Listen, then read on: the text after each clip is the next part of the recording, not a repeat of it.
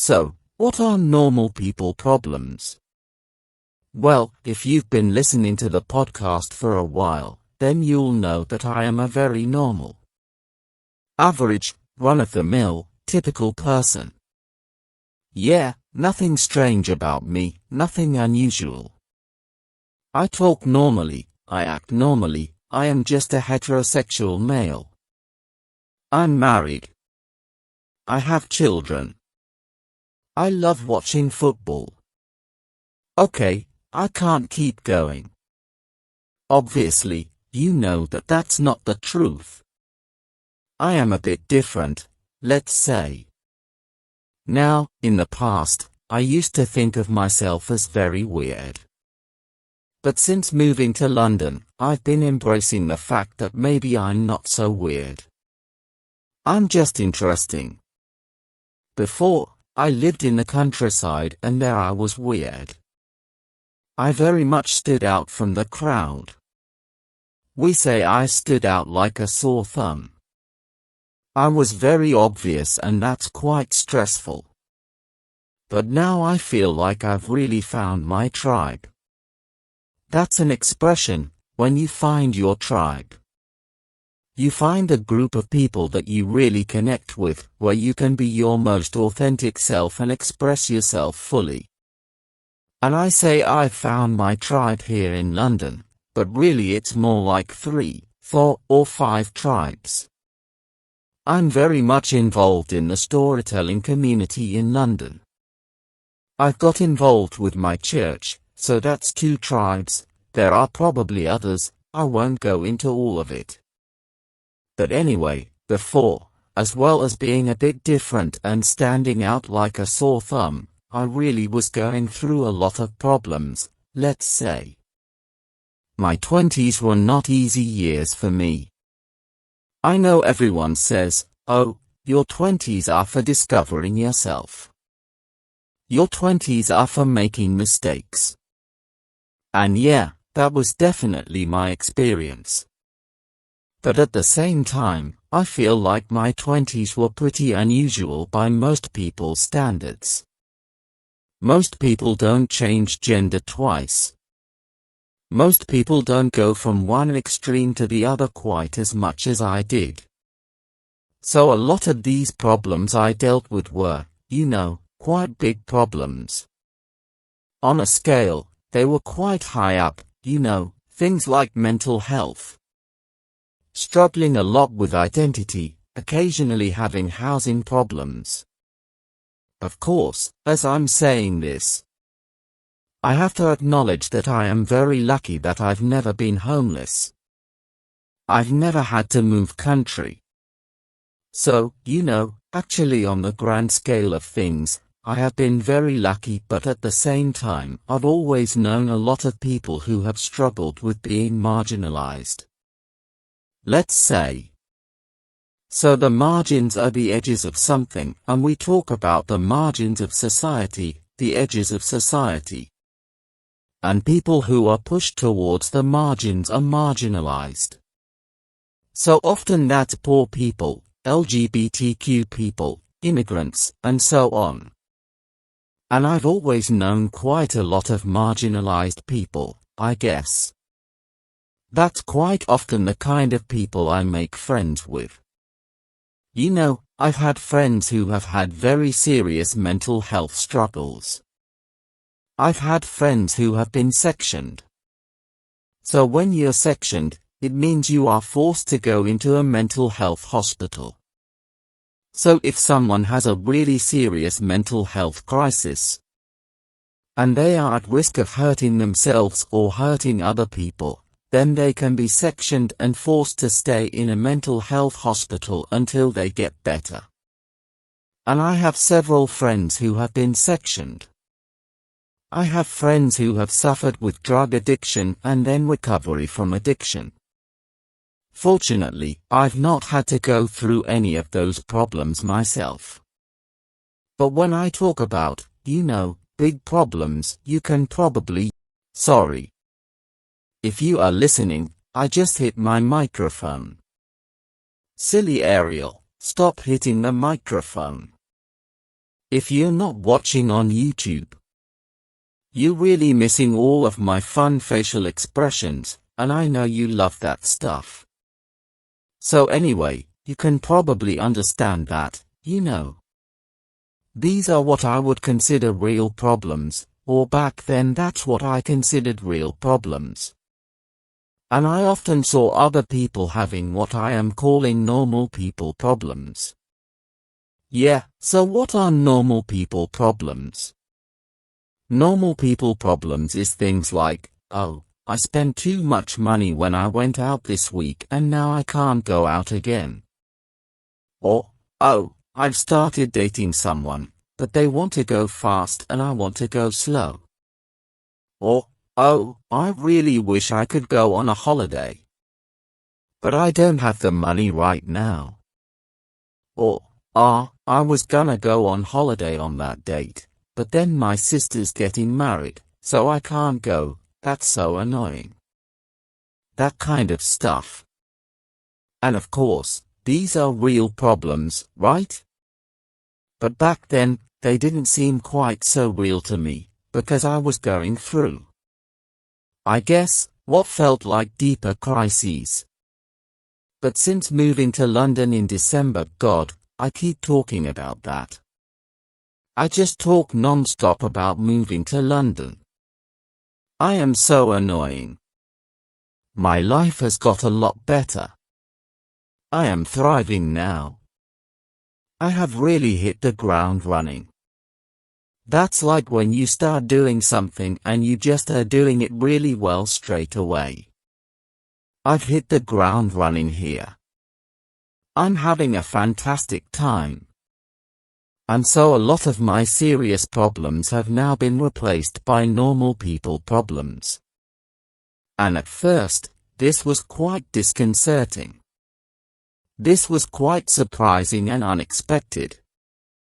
But I soon came to realize that actually this is lovely. Because if I'm having normal people problems, and I'm complaining about normal people problems, that means I'm not suffering from really serious issues, right? And I much rather it be that way around. So today, I thought it might be fun if I just talk about some of the normal people problems I've been experiencing. So, problem number 1, my upper back has been itchy. When you have an itch, when you are itchy, you really want to scratch part of your skin. And I think technically, scientifically, it doesn't actually help to scratch an itch. But of course, you have this feeling of like, oh, I really want to scratch that itch. And if you can't scratch the itch, it's very annoying.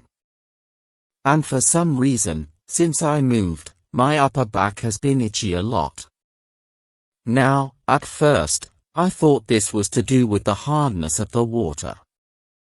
So, in some parts of the UK, there is very soft water, and in some parts of the UK, particularly London, there's very hard water. So, hard water is water that has more minerals unlike tiny bits of rock in it. Hard water is very good for you, it has a lot of nutrients, but it's also quite rough on the skin. A lot of people find after they move to London that they maybe have some skin problems or that their hair gets greasy a lot because London water is very hard. Where I lived before in Devon had very soft water, so I thought maybe the issue was adapting to the hard water here. But the thing is, I grew up in Bath, which I think has even harder water than London. There's actually an ancient volcano in that area that means that it's a very hard water region. So I thought, it's probably not that. And then I realized it might be the laundry detergent I'm using. So laundry detergent is the powder or liquid or capsule that you put in the washing machine with your laundry to clean your clothes. And there are 2 types of laundry detergent. There's bio and non-bio. And I don't really understand the difference. I think bio-laundry detergent uses more harsh chemicals and non-bio detergent is more gentle and natural. So I was using bio and I switched to non-bio, and since I switched, my back has been a lot less itchy, so, yay.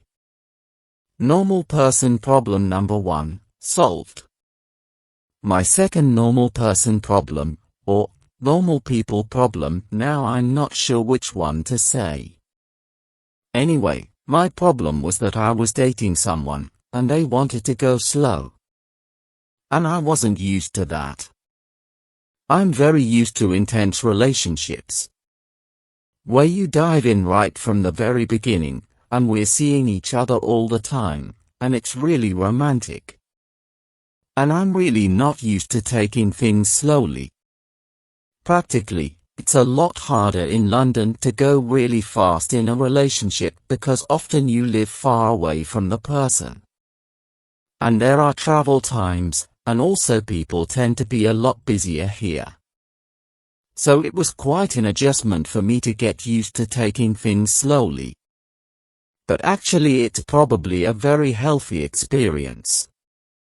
And I haven't seen that particular person in a while, but I've sort of been dating other people.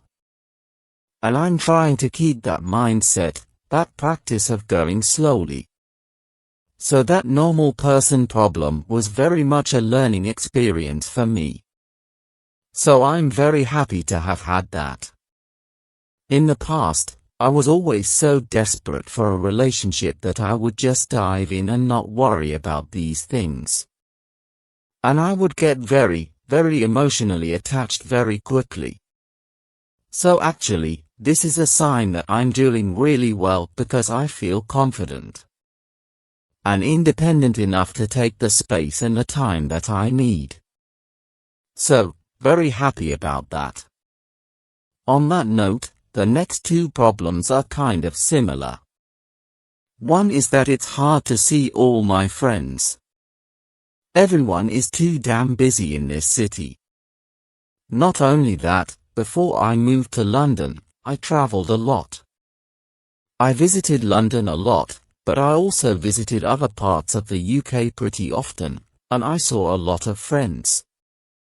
But since moving to London, I've left it about once, which was over Christmas. Oh, and then another time, I went to Stratford-upon-Avon with my friend to see a play. But generally, when you live in London, there's so much going on, you're so busy, there are so many events you want to go to. You're already traveling a lot within the city, that it becomes psychologically very hard to leave the city. There are so many friends who I said, after I move, I'll be nearer to them and I can visit them. And have I visited them? No. I very much just stayed in my London bubble and not left. So that's an issue. There are also friends I have who live in London who I haven't seen since I moved. So it's definitely hard to find time. And the next problem, very closely related to that, is it's hard to find time for me to read, go to the cinema, and go to the theatre. Which are all very important things for me, but particularly reading. Last year I read around 137 books, and this year, to be fair, I've read, I think, at least 45, but it's still probably going to be a much smaller reading year for me than last year, because I'm just busy. And of course you can read on the bus, or on the tube, but I find it quite hard to focus when it's loud. And believe me, where I live, people are very loud on public transport. People sit on the bus and they watch football matches. They listen to TikToks out loud, no headphones. They talk really loudly on the phone or to other people. It's a bit of a nightmare, and even if I put my headphones on, my noise-cancelling headphones on, often I can still hear them very loudly. So it can be very difficult to focus on my book. And often it's actually nice for me to just sit on the bus and look out the window and kind of have a bit of a mindful moment. So I often don't want to read as well. The next problem, I kind of mentioned this before, is I really want to go on holiday, and it's funny, before I moved, I was traveling a lot, but I wasn't really traveling abroad. I've traveled abroad very little since COVID, and I was kind of okay with that. I was happy to save money. I didn't feel like I needed that holiday abroad to get a change of air. I just felt okay with it. But now, I don't know if it's being surrounded by advertisements, or knowing people who are going on holiday. Or it's just that I'm kind of in this bubbling pot of stress in London. It's a very fast-paced, hectic city. Everything is loud and bright. And more, I've really been feeling the desire to just go on holiday somewhere, go sit on a nice beach in Spain or whatever. And I can't, because I don't have the money. Which is frustrating. To be fair, I am going to Hamburg later this year for a family party. I may do an Easy Stories in English meetup in Hamburg, because I know I have quite a lot of listeners in Germany. So look forward to that. But yeah, that's just a bit of a small frustration. And speaking of small frustrations, my biggest normal person problem is you can't get good cider in London. So cider is a drink very similar to beer, but cider is made with apples. Usually. You can also make cider with pears or other fruit. But traditionally, cider is made with apples. I come from Bath, which is in Somerset, which is part of the West Country, which is kind of southwestern England. And the West Country is the cider-producing region in the UK. So I grew up with access to very good cider, lots of local ciders, and I took it for granted. I didn't really think much about it. But since moving to London, I've been drinking more, and I love having a nice cider. I don't really like beers so much. You know, I still want a drink that's got quite a low alcohol percentage, something relaxed, something just, you know, summery vibes. But in London, it's very hard to get good cider. They just choose really bad ciders here. Now, when you go to a pub in the UK, there will be beers and ciders on tap that are fresh and usually better quality. And then they also have ciders in bottles. And often the cider they have on tap in a London pub is a very basic bland cider, and then often the bottled ciders are fruit ciders, so not apple. Maybe like pear, raspberry, pineapple cider. Which, I don't mind. I quite like fruit ciders, although I think some fruit ciders are not very nice. They are far too sweet, but sometimes I just want a really nice dry West Country cider. I just want a nice pint of cider to have on a Sunday afternoon. But, alas, it's hard to get here. Now there are some specialty cider pubs in London, which I haven't been to, and I want to go to. The thing is, no one else around me really cares about cider the way I do, so it's quite hard to persuade people to go with me. So those are my normal people problems. And I will say one flip side of the fact that I'm doing so well and that I have these relatively insignificant problems. You know, I have these very simple problems now, is that I still have friends who are going through the ringer. When you're going through the ringer, you're going through some really difficult problems, you're going through a difficult life phase. I have a lot of friends who are still going through the ringer, and it's quite difficult because when I talk to them, I'm up here all like happy and fun. And like living my life, and then they're all the way down there going through the ringer, suffering, you know, really chewing on the big problems, right? So in the past, when I was also going through a lot of crises in my life, it was much easier for me to relate to them, to empathize with them. It was much easier for me to give them advice and support them. But now it's weird. It's like I'm in a very different position. And I feel like sometimes if I do give advice, it sounds very kind of preachy. So preaching is when at a religious service, a priest or someone else tells you, this is what you should do. I'm preaching about what you should do with your life. That's preaching. So when someone is preachy, they're basically telling you, no, no, no, no, no, no, no, don't do that. Do this, this, this, this is what you need to make your life better. And if you're in a good place, if you're really thriving, having a great time, it can be easy to be preachy, right? It's like those people who are really healthy, who exercise all the time, and they just tell you to, oh, well, if you want to lose weight, just diet and exercise. It's so easy, right? That's being preachy. And I really don't want to be preachy to my friends. So I have to be quite careful, I guess, about what I say to them. I heard someone say recently that they heard somewhere that, when you're doing badly, when you are in a low place, when you're depressed, you actually shouldn't go to your friends who are doing really well for help. You should go to your friends who are maybe just doing average or who are also in a low place.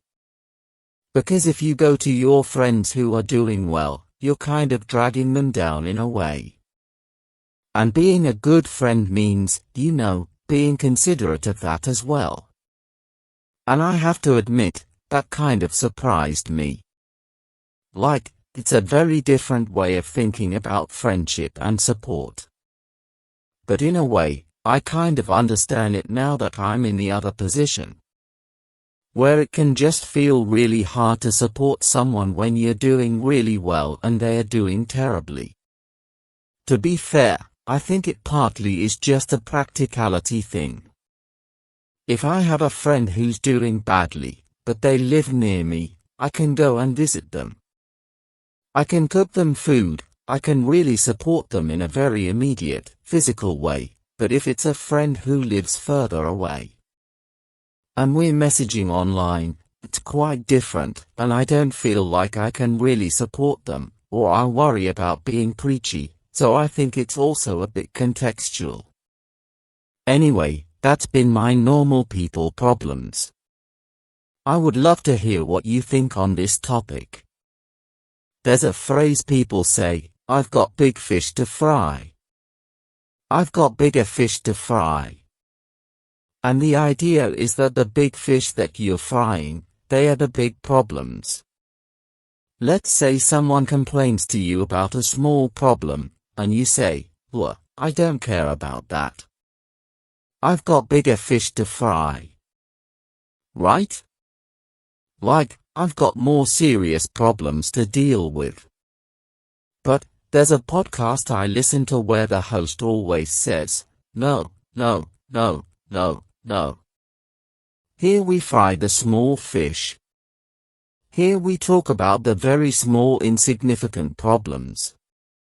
Here we fry the small fish. So I feel like at the moment I'm very much frying the small fish. I don't have bigger fish to fry, or even if I do, I'm frying mostly the small fish. Okay, this metaphor is going a bit too far. Anyway, I look forward to reading your comments. Thank you so much for listening, watching, commenting, as always. I hope you're also experiencing normal people problems and not serious problems. I hope you're not going through the ringer. I hope you can just fry all the yummy little fish and not the big scary ones.